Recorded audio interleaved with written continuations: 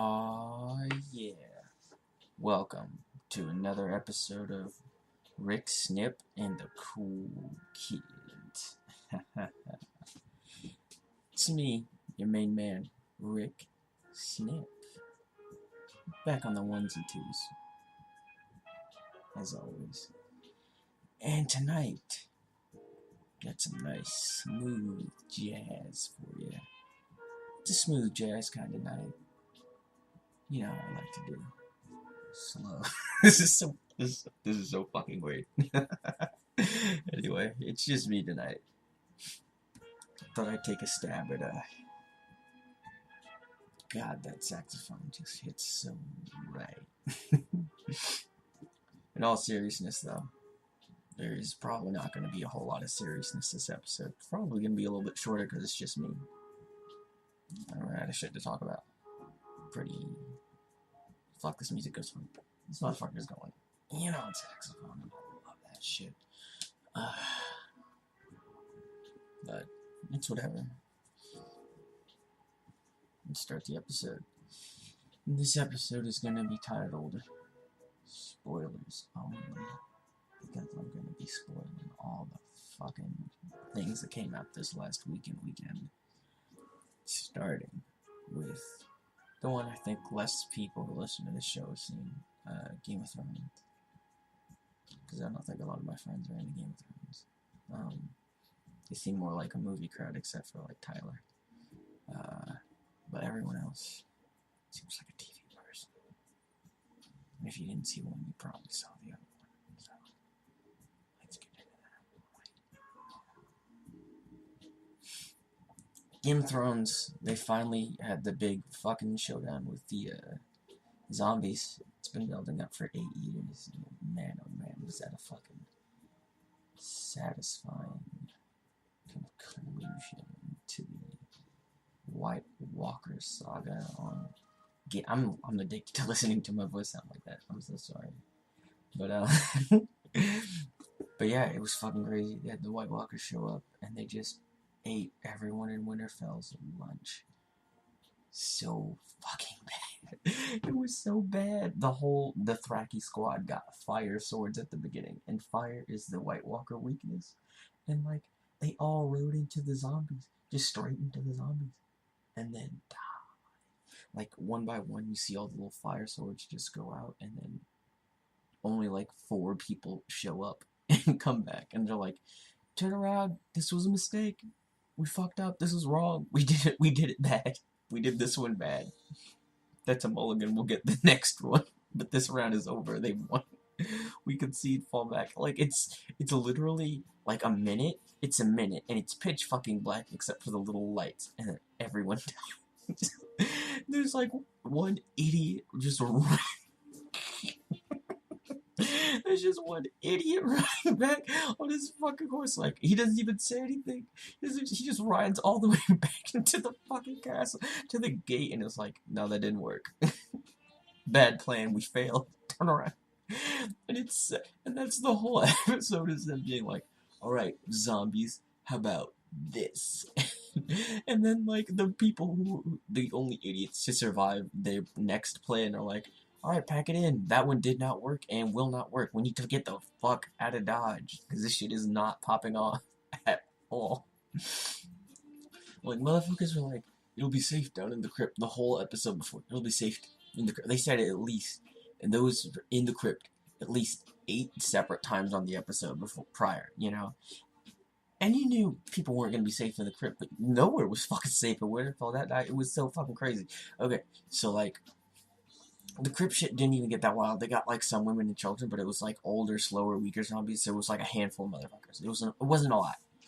But, like, Sansa and Tyrion, and I'm so upset that I don't remember the black woman's name. Melisandre? But she, like, they're all fine, but, like, Jesus Christ, they were just sitting there hiding while other people were getting fucking eaten by zombies, dude. It's so dumb. It was so bad. I'm gonna turn it down. It feels like it's loud.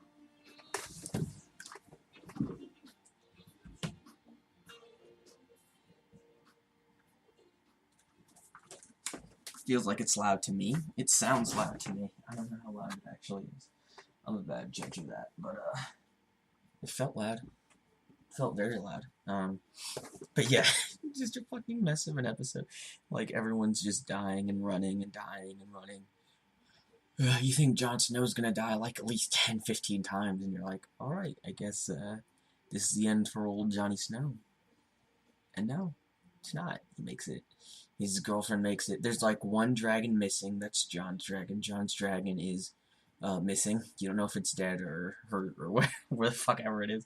And then for fucking Daenerys, her dragon's fine, but like, fuck, did that thing get wrecked? It got stabbed by like 100 White Walkers because she just parked it and then left it there.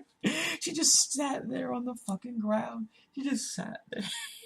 He just sat there. The Night King, I thought he was going to speak. He didn't speak. It sucked. I was hoping he was going to talk or say anything, and he didn't. Arya came through with that big fucking W. The craziest scene ever was watching that little girl get murdered. Because, like, you could tell it was probably, like, her first, maybe not her first battle, but, like, her first battle where she was, like, very, very, very likely to die. Because it was so risky and dangerous, and, like, it was her first time getting very hurt in a battle. Because she just gets fucking launched by the zombie giant, and she's just on the fucking ground, like, oh, that hurts so bad. Oh, that hurts so fucking bad. And you could just tell she's like, man, that hurts so fucking bad. I hate this. I hate giants. I hate zombies. I want to die. And it's so fucking funny. Because, like, she gets up and she's like, I'm gonna fucking kill you, Jack. And it, like, just picks her up and crushes her in its hand. And then she stabs it in the fucking eye and it dies. And it's just, like, satisfying, but good God. Like a child. Like, she's the smallest person ever. She's so little. She's such a little person.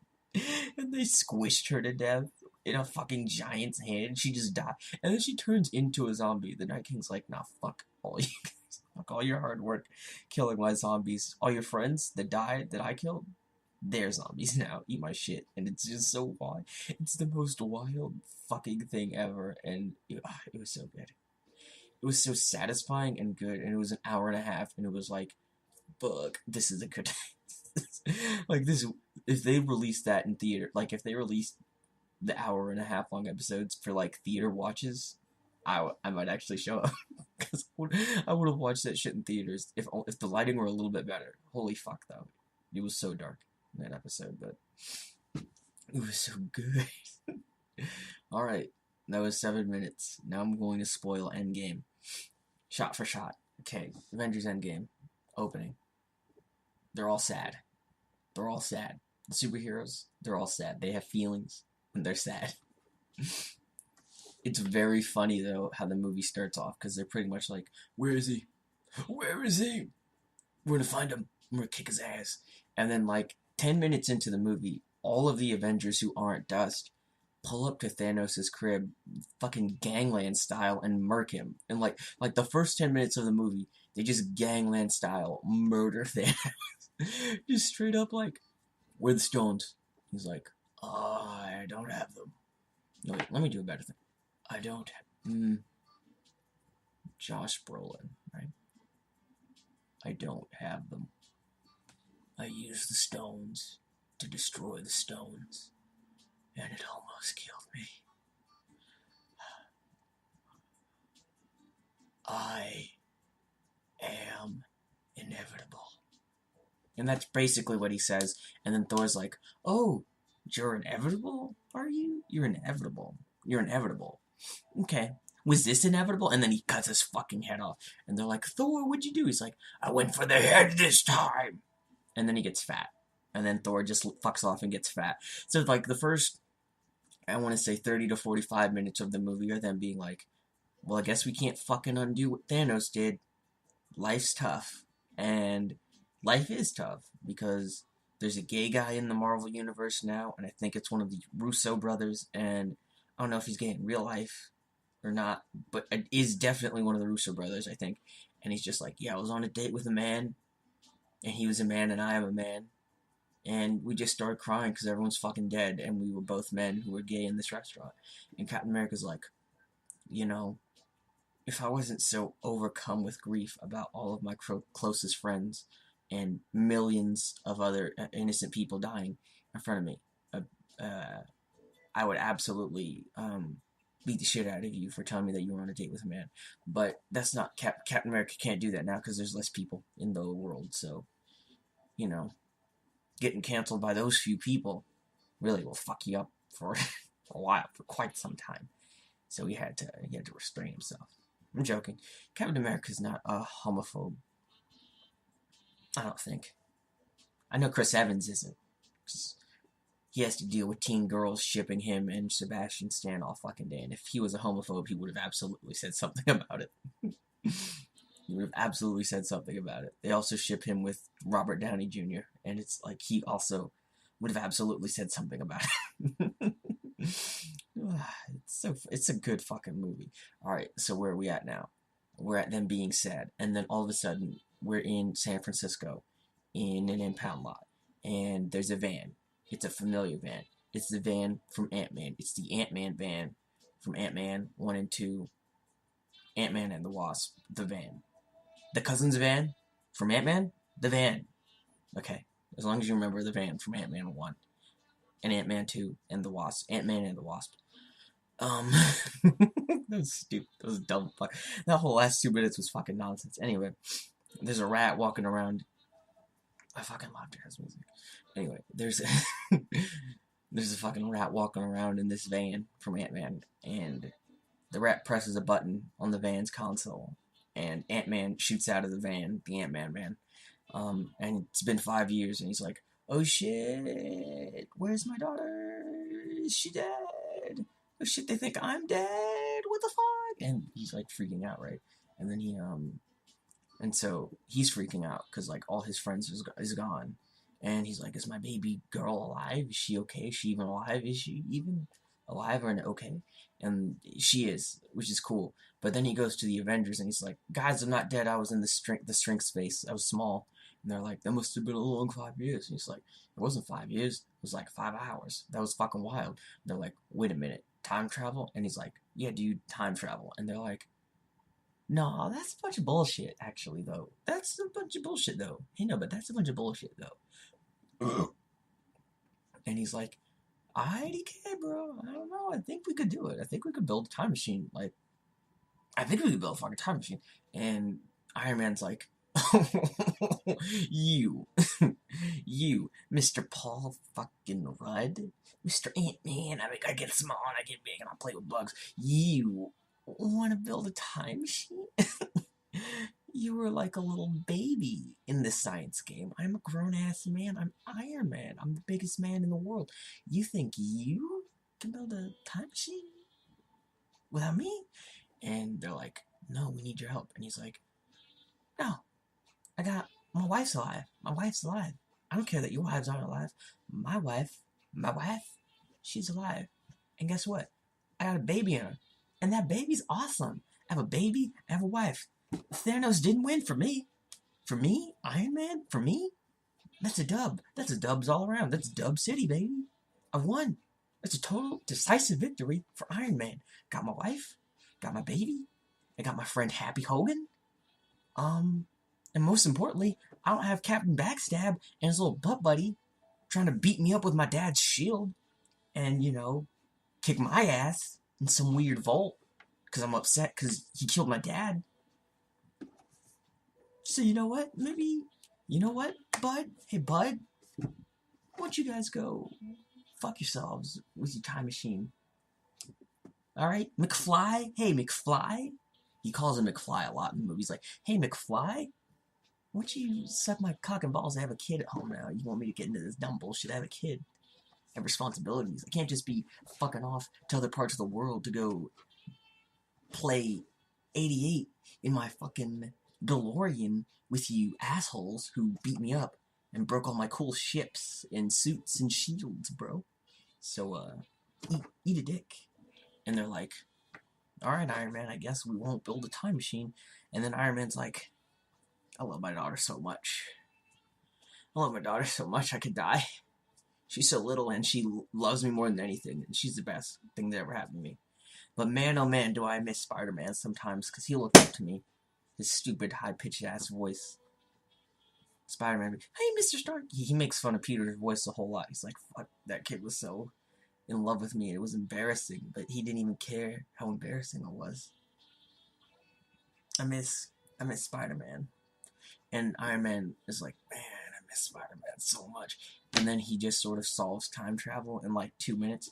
He's like, let's just try it, I guess. This won't even work. And then it's like, swipe right, you have a match. Looks like you have a match. Do you want to send a message to time travel to the past? And he was like, yes. Yes, I do, please. Absolutely. Absolutely, yes, I do. And then they spend the next hour, I guess, shitting on virtually every movie with time travel. They are mean as shit to Back to the Future. They even reference Hot Tub Time Machine, and Sebastian Stan's fucking in that movie, and it's buck wild. Like, he's the villain in Hot Tub Time Machine, which is fucking crazy and hilarious. And so it's just sort of like, Sebastian Stan is in the Marvel, like, the actor is in the Marvel Universe, which is so surreal. But I love that. I love that about them. They were just like, yeah, no, fuck it. He's in it. He's in it. He exists as a real person. They just shit on every. They're like the Russos were like, yeah, we know these nerds are gonna complain to us about how time travel works based on other movies. So let's just get out in front of that and be like, eat our shit, eat our shit, eat my shit, eat all the shit. But most importantly, eat our shit. And don't tell us about our fucking movie or how time travel works, because we get it, alright? We spent 22 goddamn years building up to this. No, not 22 years. 22 films building up to this movie. You think we're gonna fuck it up on the time travel logic? Shut up. Dweeb. And then they gave the entire audience and Michael J. Fox a wedgie. They go on screen and they give Michael J. Fox, the person who played Marty McFly, if you're not getting that joke reference, they just give him a huge fucking atomic wedgie, and he's like, oh man, that could get real dark. That could get real dicey. Alright, let's keep it fucking moving, I guess. So yeah, after they shit on every time travel movie in the world, they're like, alright, cool, we solved time travel, let's go back in time. And they're like, wait, no, we have to pick and figure out when we want to go back in time, and who we go back in time, and how we go back in time. And then they're like, oh,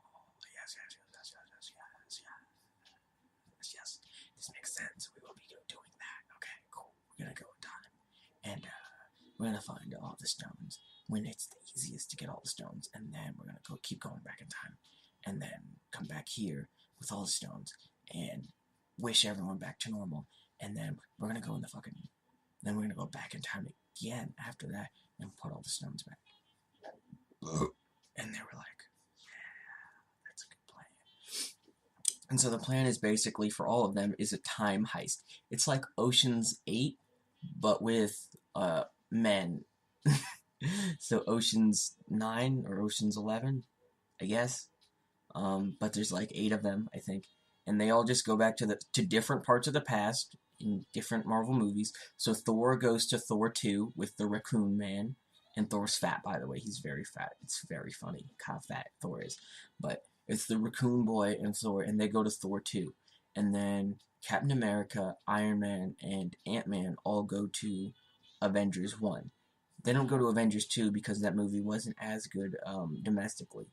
It didn't have as good a box office, so they didn't feel like it was worth it to go back to Avengers 2. But, so they go, but they fuck up, actually. And then they save Loki's life in the future, past. And that's how Loki's alive. But they fuck up when they go back to the Avengers 1, and they have to go back to the other past and go to, excuse me, they have to go to the what is it? They have to go to where Tony's dad works in the past, and where Agent Peggy Carter works in the past, and then steal 2 stones from them, and Pym particles. So they go do that, and they steal those stones, and that goes good.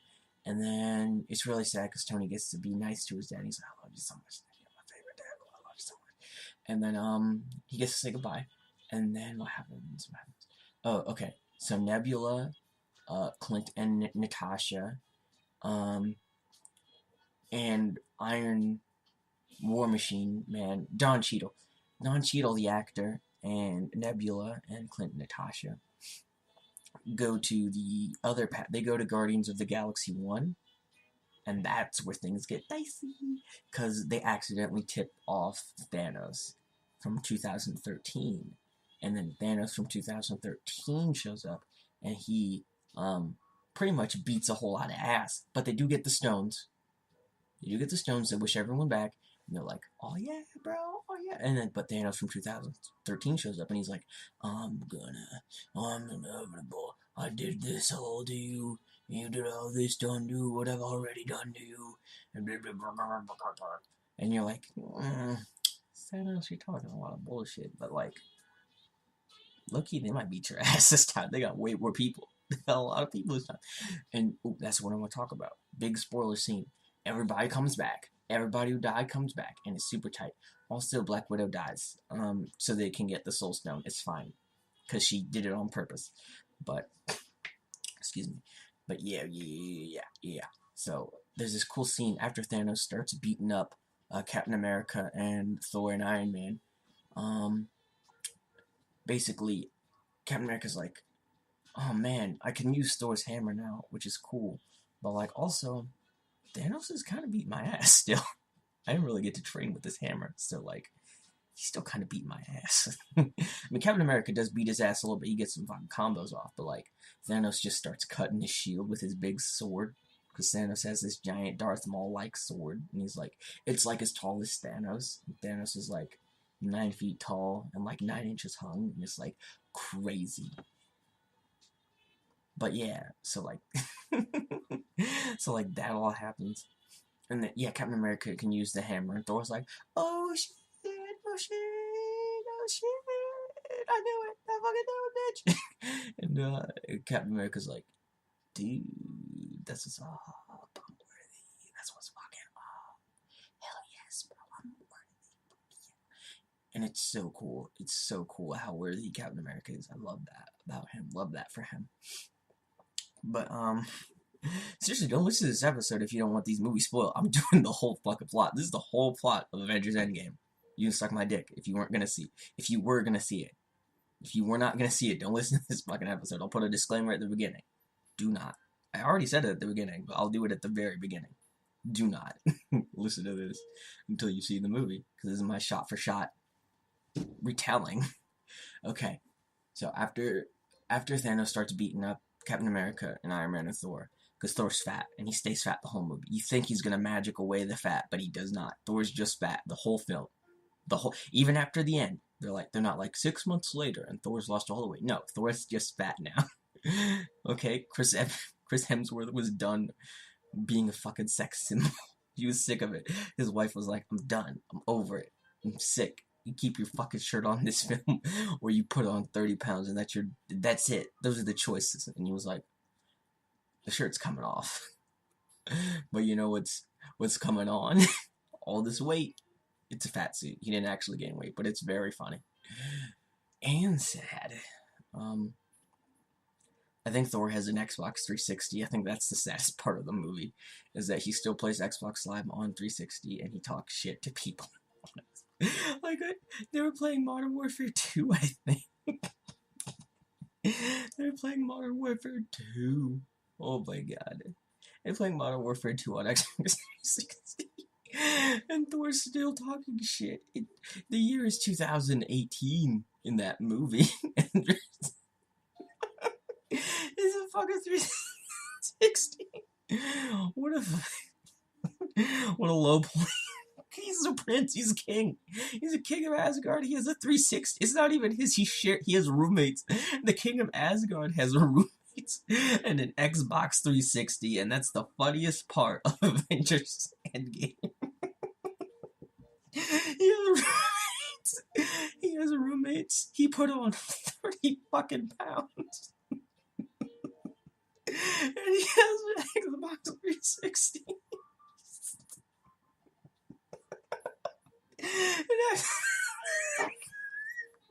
Xbox 360. Modern Warfare 2.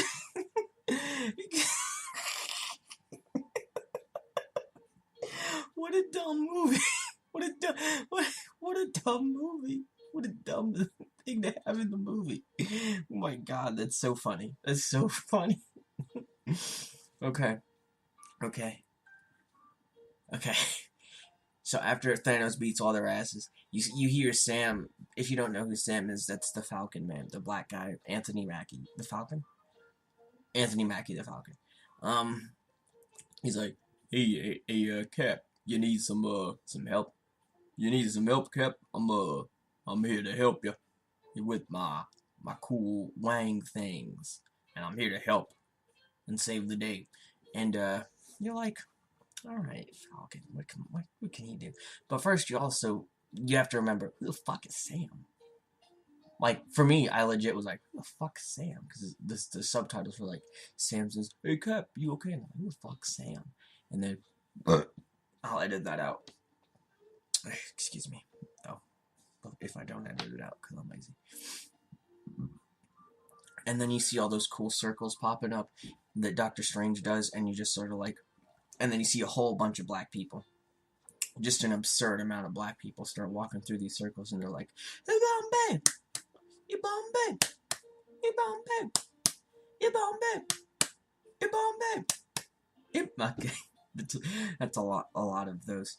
But like, it's Black Panther and his whole tribe and gang show up, and they're like, "Looks like we're gonna do the fucking bulk of the work for the Avengers again, a goddamn again.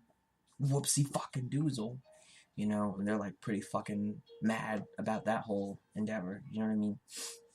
Like they're pretty fucking upset about having to like front a whole army every time Thanos' bitch ass shows up. They're like, isn't there like an American army or like, I don't know, some robots you could build to take care of this?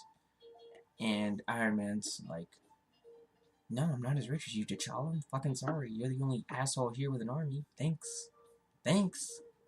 But I don't have a fucking army.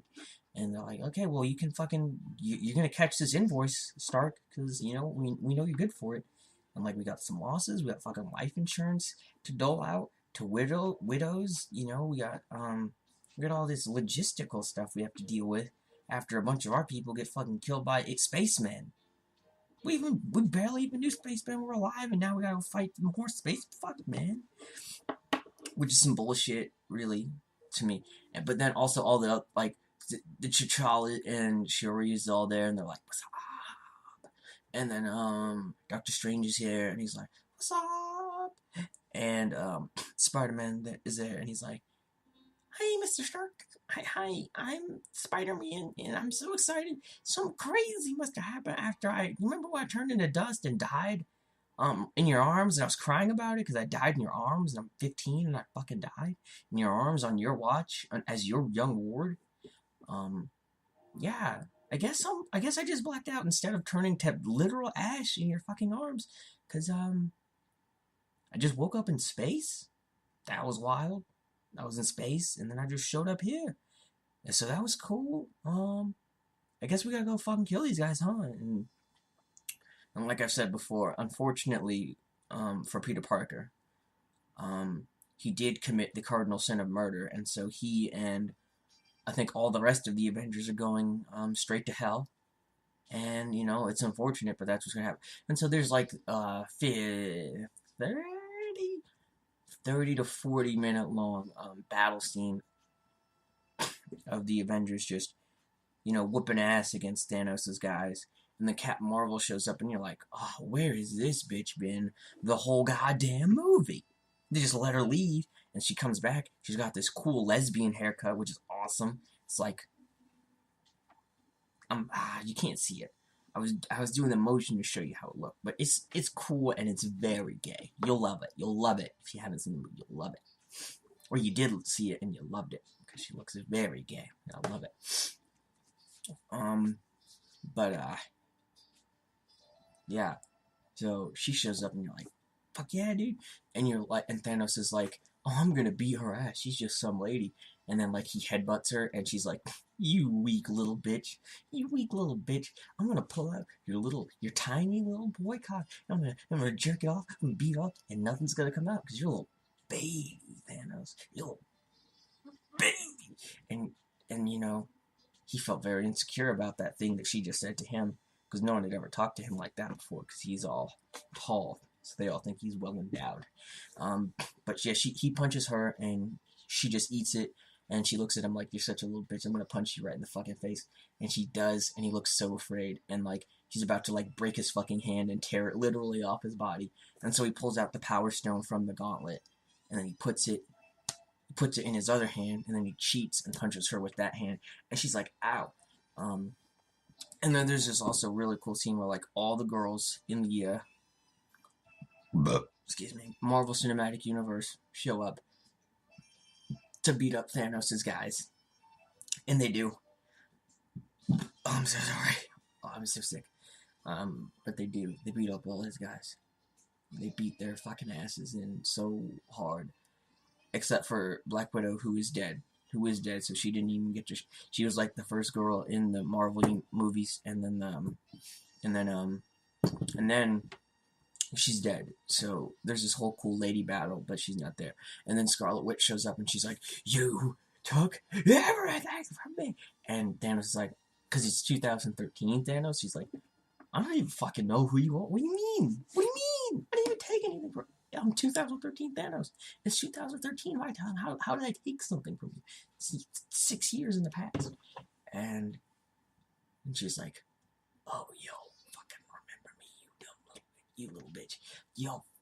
You'll remember my goddamn face forever, you little whore." And she pretty much just sort of eats his whole salad right in front of him. She sits him down right at his table, at his desk, and then she pulls out his salad from the fridge right in front of him, pours all this balsamic vinaigrette dressing all over it, throws in some croutons and ham, and then she just eats his whole fucking salad right in front. She tosses it first. She tosses his salad first, real quick, right in front of him, makes him watch, and then she eats it right there in front of everyone. And then he's like, "Shoot the rockets." He basically calls in an airstrike to shoot her and everyone, even his own army, because he's like, "I'm about to get my ass beat by this teenage girl, or 20-something-year-old girl. I need help, please." And unfortunately, god damn, he's going in on that fucking clarinet. He's going wild. I'm loving it. Oh, yeah, I'm loving it. Oh, I'm loving it. Hit it. Hit those notes.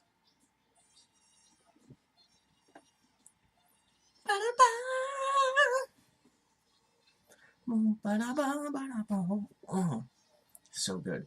And yeah, so the airstrike happens, and it's like, what? Whoa, the missiles!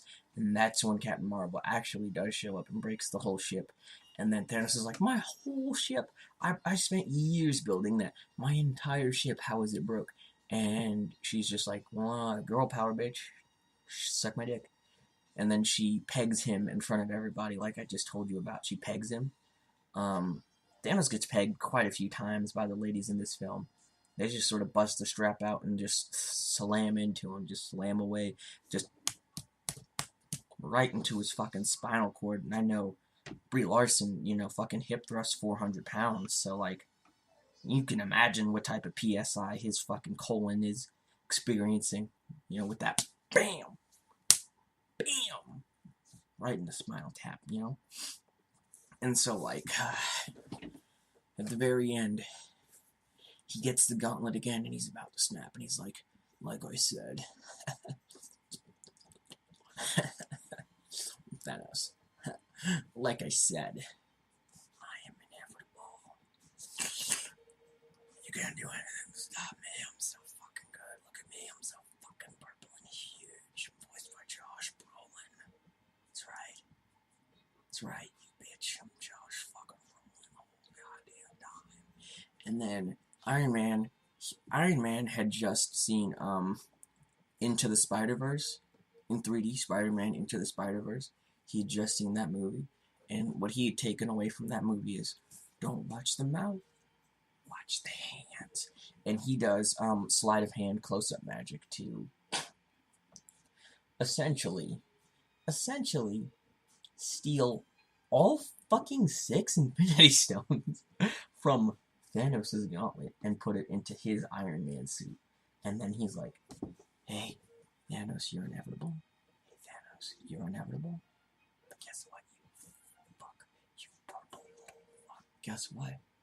I am Iron Man. And when he says that, you can hear the entire audience in the theater nut at the exact same time. Just quiet, reserved orgasms from everybody in attendance. Just, oh, oh, oh, oh.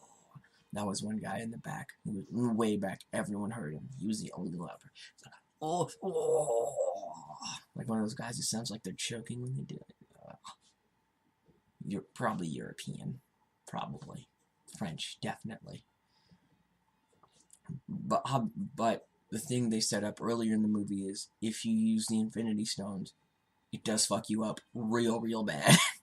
It does hurt you something fierce to use all of them. It hurts you really fucking bad to use all of the stones, or any of the stones, but it hurts you real fucking bad to use all of them. And so, unfortunately, Iron Man dies, and it's not a prank, or a joke, or a goof, or a razzmatazz, or a heist, or a con, or the old Zazu. There's a funeral, and all the homies are there, and they're all upset, and they're all sad, and his daughter's there, and she's like, how the fuck do I exist because of time travel? Because you went back in time a bunch, and you fucked up a bunch of stuff, and at any point in time, you could have just been like, I don't want to have kids, but you kept me around with magic, and Iron Man's ghost is like, yeah, yes,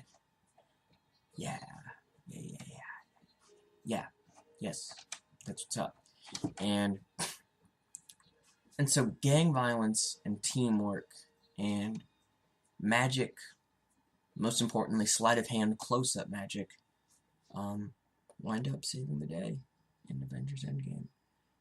And in Game of Thrones. I forgot to mention in Game of Thrones, Arya Stark kills the Night King with a really cool move where she has the knife up here in the top of her hand, in her left hand, and it's up very high, and the Night King's holding her by the throat, and so she can't stab him with the knife because she's trying to not get choked. And so what she ends up doing is dropping the knife and then catching it in her other hand and fucking prison style shanking the Night King right in his dumb fucking sternum. And the Night King just dies, and that's the end of it. And it's pretty cool that they did that. I think that's pretty cool. A couple other things I want to address. Nothing. I don't have anything specific I want to address. I just like hearing the sound of my own voice in HD quality. Studio compression.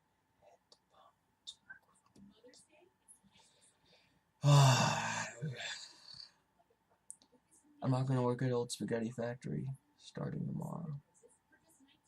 No, after tomorrow. After tomorrow, I will no longer be a pasta cook. I will be a smoothie boy. I will be the juiciest boy of all the juice boys. Man, I'm bad at fucking making smoothies. I'm not good at it. I wish I was better at it, but I'm not. I'm fucking loving this jazz music. This was the right move. I'm just gonna throw on Pandora's smooth jazz stations every fucking time from now on, because it just sets the fucking tone, baby. I'm so sorry for doing that so many fucking times. Alright, so that was the end. Those were those movies. Now let's see, what's another thing I want to spoil? Oh, let's talk about Barry. Okay. You guys probably don't watch Barry, so I don't want to talk about Barry that much. I'm going to talk about anime I watched. It's called Baki. You may have heard of it, you may have not. It's about a bunch of grown men and one teenager who are obsessed with fighting and throwing punches and kicks and grapples and chops and knees and elbows at each other. Also knives, swords, and bombs. Knives, swords, and bombs. Anyway, season 1, basically 5 very deadly, dangerous criminals on death row who love fighting and killing. Love it, love this stuff. Break out of prison all at once to go fight in an underground tournament for the chance to taste defeat, because none of these 5 criminals have ever lost a fist fight to anyone before. And some of them in season 1 do. I think 1 or 2 of them do lose fist fights, but they do a bunch of buck wild shit to pretty much everyone in season 1. They just keep beating people's asses, and people keep letting them go because they're like, alright, you had your ass beat before, now we're gonna let you go. And they're like, but I'm okay now! And then they kill them with sneak moves. But in season 2, that is not the case. Every single motherfucker in that season gets their ass stomped viciously. I think the best part of the season, though, is Baki's dad shows up when Baki and his girlfriend are just sort of hanging out at his place. And he's like, Baki, you want to have sex with this girl, don't you? And Baki's like, what in the fuck? And then he looks at his girlfriend, he's like, you want to have sex with my son, don't you? And she's like, what in the goddamn? And he's like, if you want to get stronger, Baki, strong enough to take down me, you old man. My little seedling, my little sapling that I sprung forth from my seed into your mother. If you want to get strong enough to take on the old honcho, your old man, Baki, you're gonna have to fuck your girlfriend.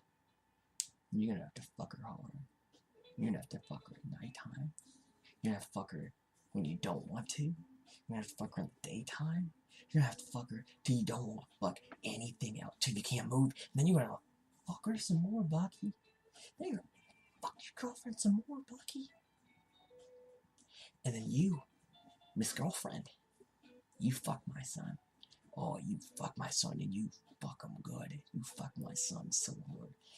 But you don't let him ever, you don't take no shit from him. Okay? Don't you ever take no shit from him. Okay? Don't ever put up with some shit you don't want. Don't ever let him take something that you're not ready to give. Okay? Don't you ever let him cross that fucking line with you. Because he's my son. Alright? He's my son. I made him. And I want him to be strong enough to fight me. And you think, there's no way they can top the outrageousness of the scenarios that have fucking happened in this season after Baki's dad just shows up and is like, fuck your girlfriend a lot. But then he does fuck his girlfriend. Baki fucks his own girlfriend. And that...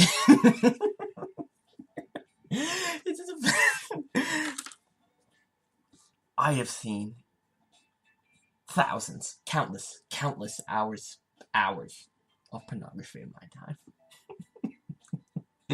That is... that scene where Baki fucks his cartoon girlfriend, his real girlfriend, but it's a cartoon, where these two cartoons have sex. Let's see where these two cartoons have sex. Is the longest... It's so long and insane. Like, there's like legit, I'm not even fucking kidding, there's like 4 minutes of like uninterrupted foreplay. No, that's wrong, that's a lie. It's like almost 10 minutes of foreplay. It's a whole episode of them fucking. And they don't leave this little shack that they're fucking in for a week, literally nights ago. And the narrator's into it. The narrator's like, Baki didn't know much about the love of a woman. But because he didn't know, it was pure and it was good. And you're like, the narrator has a say, has an opinion, has a take on our protagonist fucking? Oh my god. It can't even, with a straight face. It's so wild. It's so fucking wild. And then literally, like his dad said, Baki gets like 10 times stronger just because he had sex. Like there's a fight scene immediately after the week straight of them having sex. And then he just beats 2 dudes, like 2 of the prisoners that were in season 1 that Baki had trouble fighting. They show up to beat his ass, and Baki beats both of their asses, and then he's like, alright, cool, I'm gonna bounce. I'm gonna go fuck my girlfriend some more. I hate you guys. And then he just leaves. He just leaves. And this other dude's like, who's there telling Baki that his girlfriend sucks ass. He's like, you know what, I don't want to fight you guys either. Get the fuck out of here. And then he leaves too, and then it's just so wild. It's just, like, that's the wildest shit ever. Anime is so fucking weird sometimes. It's so goddamn, it's the weirdest goddamn thing I watch, and man, oh man, does it, does it never fucking relax. It never just is, like, calm and cool. It's never just, alright, coolin'. It's so fucked all the time. Like, they had Muhammad Ali in the show, and, like, for, like, the first 2 minutes you see him, he's just sitting, slumped over, fucking drooling, because of the fucking CTE in his brain. And it's like, damn, that's a little in poor taste.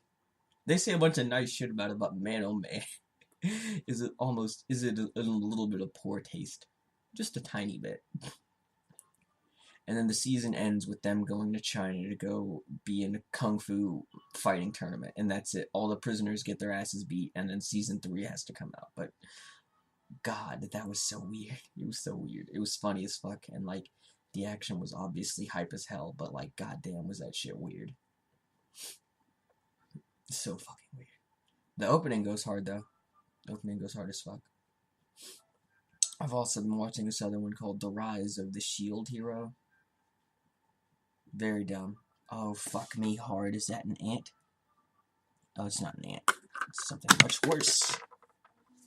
Nah, it was an ant. But it wasn't a bunch of ants. I think it was the scout. He's dead now. I have to edit those out. I have to, because that's such a bad sound. Isn't it? That's a bad sound. Oh, man. 46 minutes. Sorry I haven't put out an episode in a while. I've just been busy with work, trying to find a new job, running around doing interviews, trying to pay bills. I've been busy. I'm sorry about that, fellas. I'm looking to have more guests on here. And not to say that I don't like having my friends on here. I do. I love having them. But I want to have, like, more, I guess, objectively interesting people. Like, people who I don't know and who do stuff that's interesting, not just, like, I've known you since high school, let's talk, you know? Like, I do love those interviews. I don't want to say I don't like them, but, like someone who's, like, an artist, or, like, a therapist, like, someone interesting who's, like, in a field or something that I'm interested in. Someone who makes movies, like an actor, like, I would love to, like, meet people who are, like, actually pursuing their craft in their field. This is so bad. This is, like, terrible fucking audio. I'm so sorry. But yeah, that's the sort of the direction I want to take it in. But yeah, I'm gonna try and, I don't know how regularly I can do these, or will do these, but yeah, I'm gonna keep trying to churn out the content. Hopefully you like this episode. It is spoiler-filled, but I also think it's funny. I hope it's funny, you know? Hope you like it, but, I mean, statistically speaking, you probably won't. Statistically speaking, this one's gonna get maybe 15 or 20 downloads, and then that's it. But, you know what? That's fine. It is weird how there's, like, a huge drop-off, but it's fine.